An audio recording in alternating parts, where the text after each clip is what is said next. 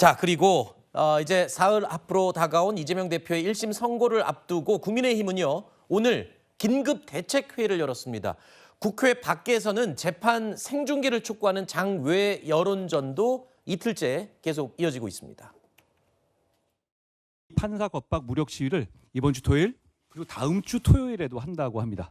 그날은 대입 수험생들의 대입 논술고사가 실시되는 날입니다. 이걸 왜 해야 합니까? 게다가 명분도 특정인이 범죄로부터 처벌받는 것을 막기 위한 판사 겁박 무력 시위입니다.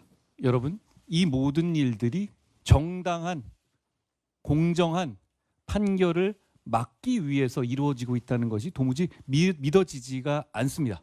일단은 그 국민들이 정말로 알 권리가 저는 중요하다 생각하고요. 또 이 검사에 대해서 탄핵을 시도했다라는 것 자체가 너무 본인만을 위한 게 아닌가라는 생각이 들어서 1인 시위를 시작하게 되었습니다. 자, 국민의힘은 민주당의 주말 집회를 일단 규탄했습니다. 그리고 이 대표 1심 판결 생중계를 법원에 촉구했는데요. 근데 이건요, 생중계라는 게 한마디로 무죄가 아니고 유죄를 전제로 해서 무언가 국민들에게 이재명 대표가 유죄다, 이걸 좀 만방에 알리고 싶어하는 그런 의도가 좀 읽히거든요. 그런데 이게 무죄가 나오거나 형량이 낮게 나올 수도 있잖아요. 그렇게 되면 국민의힘이 노리는 그런 효과는 좀 역효과 나가게 되는 거 아닌가요? 아니 그러니까 무죄가 나온다고 확신하는 민주당이 그러면 이 재판 공개 카드를 받으라 얘기죠. 물론 뭐 우리가 요청한다고 하고 또 민주당이 받는다고 해서 사법부가 공개 여부를 뭐 마음대로 결정하는 건 아니겠지만 사법부 절차를 기다려 봐야 될 것 같습니다. 아마 오늘 정도면은 재판 생중계를 허용할지 안 할지 충분한 숙고 끝에 결론을 내릴 것으로 생각이 드는데, 이 법조인 출신 정치인들이 정말 많잖아요. 각 당에. 해석은 정말 다릅니다. 우리 당 뭐 조선제일검이라는 한동훈 대표 검사 시절에 그런 평가를 받았잖아요. 유죄를 확신하고 있습니다. 이게 유죄가 아니면 도대체 어떤 선거사범이 유죄가 될 수 있느냐, 이런 생각을 말씀하실 정도로 확신하고 있는데, 반대로 민주당에선 그런 얘기를 안 하고 있는 거니까 이게 정말 떳떳하다면 공개해서 같이 한번 국민의 판단을 받아보는 그런 시간을 갖는 것도 좋을 거라는 생각에서 계속해서 생중계를 요청하고 있는 거고, 과거 선례도 있었으니까요. 그러니까 여권에 지금 악재가 겹쳐 있다 보니까 이제 궁여지책으로 이 이재명 대표의 사법 리스크를 물고 늘어지면서 일종의 출구 전략으로 삼는 것 같습니다. 근데 이게 저는 유효하지 않아 보이는 게요. 일단 이 집권 여당에서 민주당을 향해서 뭐 판사 겁박 집회를 한다 이렇게 이야기를 하셨지만, 실상은 민주당이 열었던 그 장애 집회에서 주된 내용은 김건희 여사 특검법 수용 문제였고요. 윤석열 정부의 실책에 대한 비판, 규탄, 그런 내용이 주를 이뤘습니다. 전혀 상관이 없는 내용이었음에도 불구하고 이것을 모든 것을 다 이재명 대표 방탄을 위해서 하고 있는 것이다라고 이야기하는 게 논리적으로 맞지도 않을 뿐더러 어떤 여론의 반향을 일으키기 힘들다라고 보고 있고요.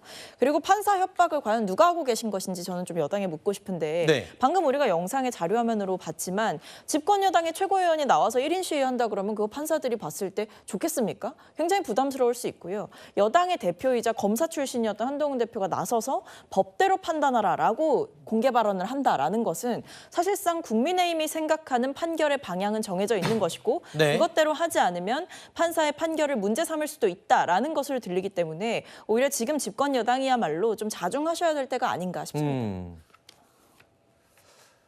이재명 대표의 1심 선고를 앞두고 지금 정치권이 아주 분주하죠. 그런데 지금 바쁜 곳이요, 정치권뿐만이 아닙니다. 법원에서도요, 경비와 보안을 위해서 최대한의 대책을 마련하느라고 지금 분주하다고 합니다. 자, 일단 내용을 보면요, 이재명 대표 또는 판사들의 동선을 방청객들과 분리해서 안전을 좀 유지하겠다는 방침입니다. 또 법정도요, 소법정에서 중법정으로 변경을 했는데 아무래도 좀 안전을 위해서 규모를 큰 곳으로 옮긴 게 아닌가 싶습니다. 또한 이 판사 3명의 퇴근길을 아주 철저하게 경호를 할 예정이다, 이렇게 확인이 되고 있습니다. 이렇게 모두가 분주한 가운데 이 선고 당사자죠, 이재명 대표의 모습도 궁금합니다. 이재명 대표의 어제 모습 준비했습니다. 모두 발언하기 전에 웬 떡이냐 이러실 것 같아서 제가 아침에 오면서 좀 준비를 했습니다. 오늘이 농업인의 날이죠. 우리 이 정청래 국토위원장이 자주 하는 것처럼 얘기하는 것처럼 이것도 일이네. 오늘은 가래떡데이 농업인의 날 생각해 주시라고. 일단 맛있게 드세요. 제가 먹고 사는 문제 말씀을 자주 드리는 이유는 국가가 해야 될 가장 중요한 일이 더 안전하게, 더 평화롭게, 더 행복하게, 더 잘 사는 것이죠. 성장이 곧 복지다.